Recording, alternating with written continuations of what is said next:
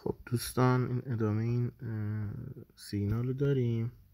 من اینجا پوزیشن رو باز کردم دیروز، قیمت حرکت کرد، رفت بالا اومد پایین و بازی داره میکنه تا امروز.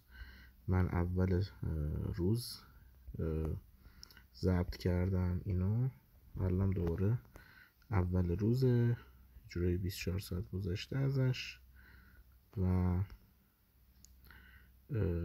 این هم سواپی که خورده روش و این من معامله رو نبستمش.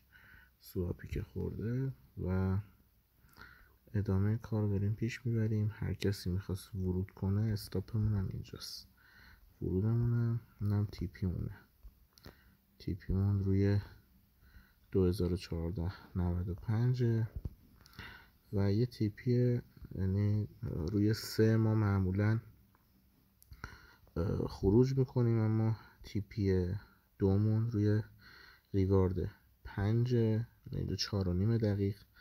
یه تیپی آخرم داریم برای ریوارد 9,976.92 توی طلا، بلند مدت دیگه، ولی خب اینجا اگه بیاد روی 3 ما امکان بستن پوزیشن رو داریم روی ریوارد 3.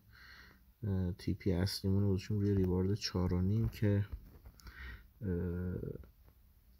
تیپی اولمون ریوارد 4.5 256 بیپ، تیپی دومون ریوارد تیپی اولمون ریوارد 3 256 بیپ، تیپی دوم ریوارد 4.5 چیز بوده 400 پیپ. حالا یکم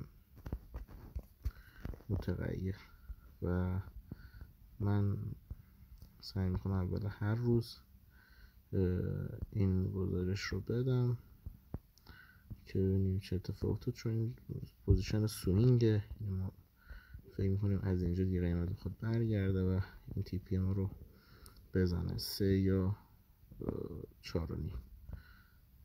ریوارد 3 یا 4.5 دوتا تیپی ما. یه تیپی این پایین داریم 1976.92 بلند مدته، تریگر بلند مدتمونه و ببینیم چی میشه. حرکتش رو آغاز کرده، حالا چند کندل خوب زده شروع روز و ببینیم چجوری پیش میره.